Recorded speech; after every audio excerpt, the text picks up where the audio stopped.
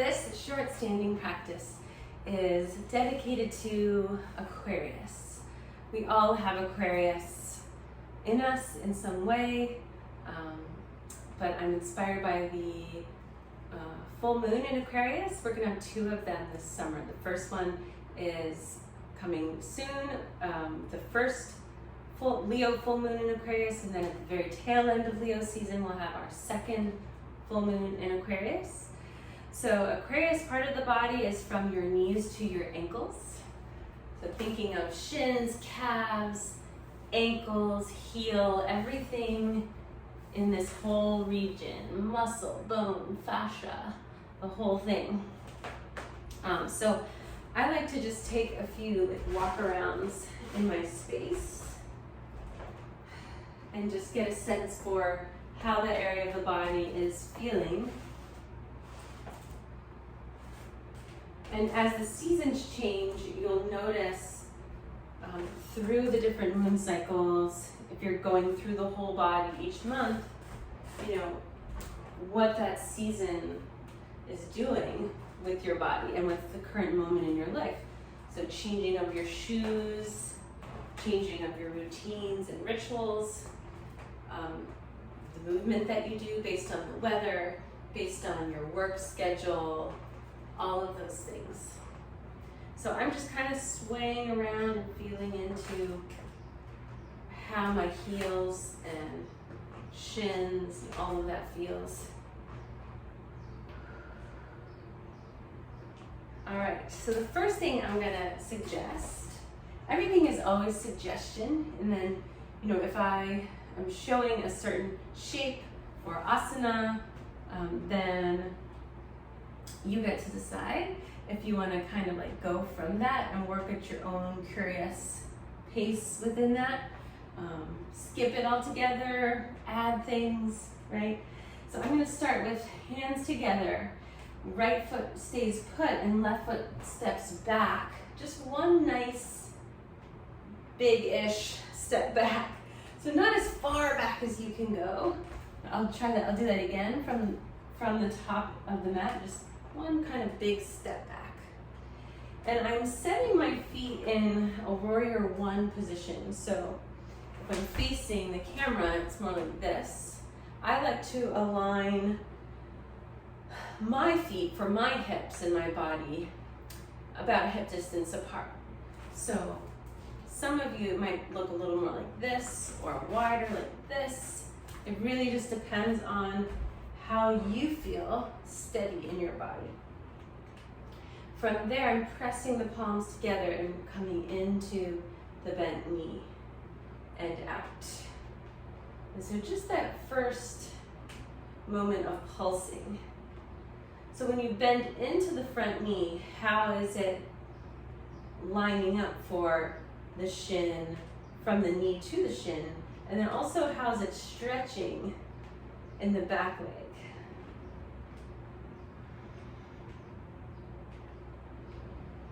And when we pay attention to one area of the body, it doesn't mean that the practice is only for that area, right? It just means that we get a chance to kind of bring a little more intention to that area, but everything is connected, so it's all laddering up from that point or down from that point, right?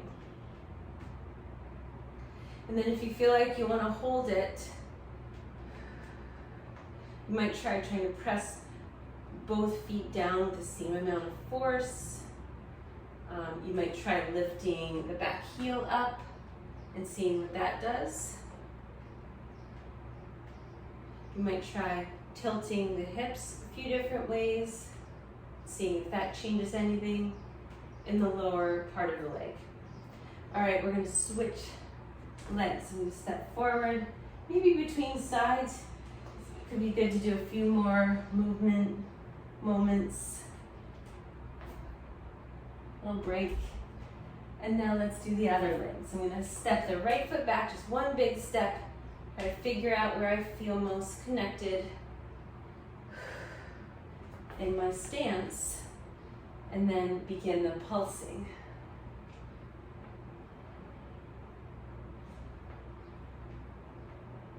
first shape that we're doing, so you might also, excuse me, be checking in with what are you thinking about currently? Is there something on your mind?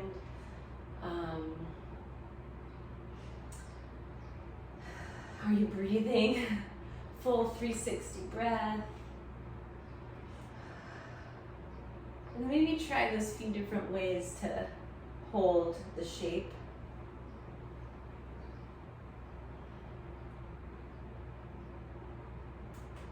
And then step forward. From here, I'm going to turn to a wide leg stance. I'm just going to have my feet a little wider than my hips, where it feels, again, steady for me to stand in this way. And I'm going to check in with lower back and pelvic region by doing a few hip tilts, pelvic tilts. So intentionally arching my back, puffing my chest forward, and then intentionally tucking under and rounding in.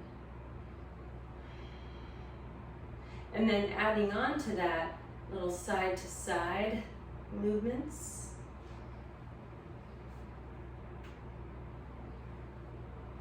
And then if you want, you can do full circles and just get connected in that way. This is a good kind of morning thing to do if you can remember it, with your coffee or tea sort of thing, just kind of wake up for the day. All right. From here, I'm going to take a triangle pose. So I'm going to take my right foot and turn the right foot out. So I'm turning this leg outward, and I'm starting to bend into the right knee. So it's kind of like warrior two. And I have these blocks here, and I'm going to set a block on the inside of my right ankle.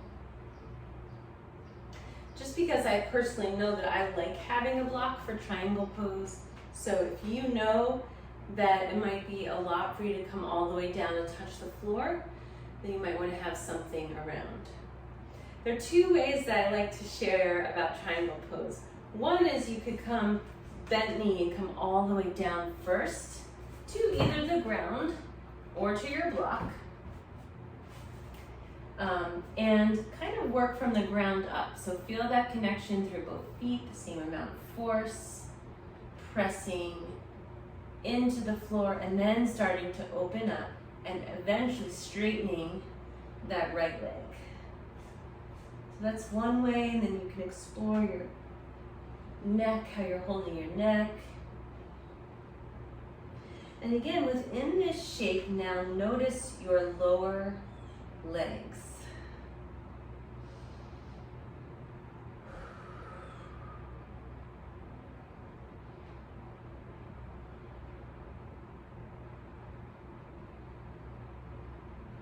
From here, bend back into the front knee.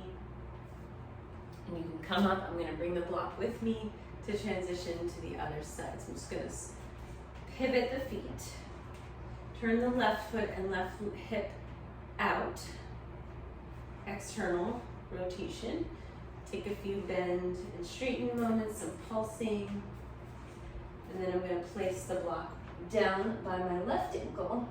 This time I'm going to demonstrate coming into it instead of from the ground up, from just a side bend. So I'm still trying to create the same amount of force through both feet and keeping the legs pretty active. This left leg is straight, but for my body, I like to keep a slightly bent knee. Again, you can figure out what feels good for you, and you're going to start to reach that left arm out and then down to your leg or the block or the floor. From that point, the top arm lifts up. So now notice especially the left shin, calf, heel, the front leg, how it feels on this side.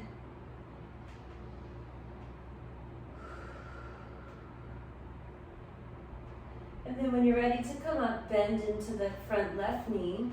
Bring the block with you. Come back to center. Pivot the feet so the feet are both pointing forward. And give yourself time to sway and tilt the hips a little bit. Now we get to go right into our wide leg fold. So we're just going to tilt forward, hinge at the hips, maybe use the block, and come down. So 2 ways you can do this. One, you can have the block or hands to the floor, but keep straight arms. Press down through both feet and you feel that active stretch through the back of the thighs, back of the legs, and create that elongation through the arms, through the back and the neck. The second way to try it is to bend the elbows, maybe slightly bend the knees, and just surrender forward. So the block could still be there for your head to land.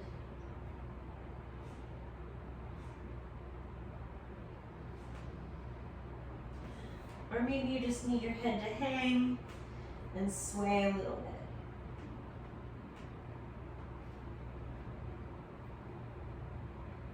Stretch your arms back behind you. If you have a chair or a couch nearby, you could also do this with your arms just on a chair. So maybe you're about this far down. Some days, that's what I really need, especially if it's really hot. And we're getting into that part of the summer as I'm recording this, where it's very hot and sticky at times. So give yourself space if you feel like your blood pressure, your circulation, anything is changing from the weather or your life at the moment, then you could try different variations. Okay. From here, I'm going to turn the right foot forward again and come into Warrior Two, bend into the front knee. This time, I'm just going to take the front arm up, reach it up and back for a big side angled back bend. This back arm is just kind of sliding down the leg. You don't have to put any load from that hand into the leg. And then come back up. So this is called Peaceful Warrior, or often called that, and that's what I like to call it too. So you could do a few pulses from it. And then we're going to pivot and switch sides. So bending into the front knee, reaching up and back, and release.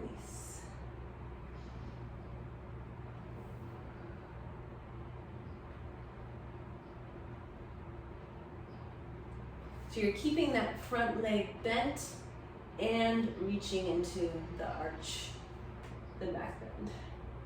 Okay, so now we put a lot of load on our legs. If you want to come back to a wide leg forward fold at this point, you can.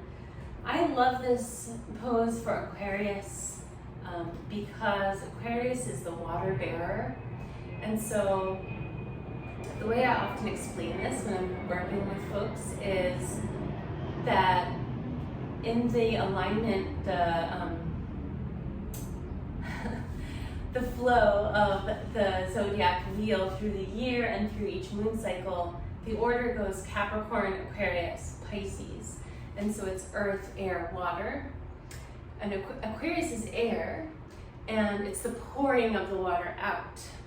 So I love waterfalls so much, and I really associate Aquarius style and energy with waterfalls. Because I think of Capricorn that comes before it, the grounding, the earth, the feet. And then Aquarius is like the actual waterfall itself, that transitional moment and the spray that you feel in the air. And then Pisces comes after Aquarius, and then that's the water itself that it's pouring into. So you might think of that as you're pouring all yourself forward. And give yourself a chance, just pour out stress, to-do lists, COVID restrictions, just all the things.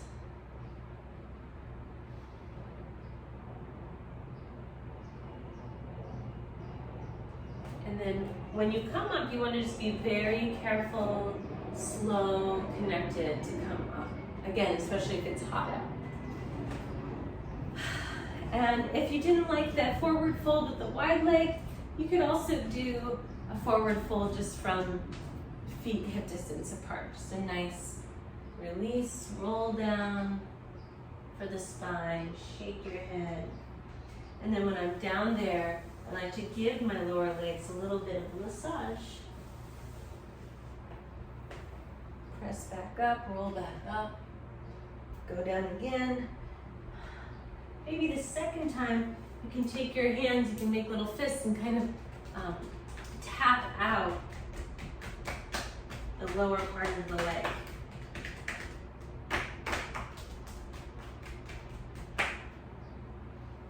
Okay, enjoy. Add on rest after that, add on any other movement. Happy full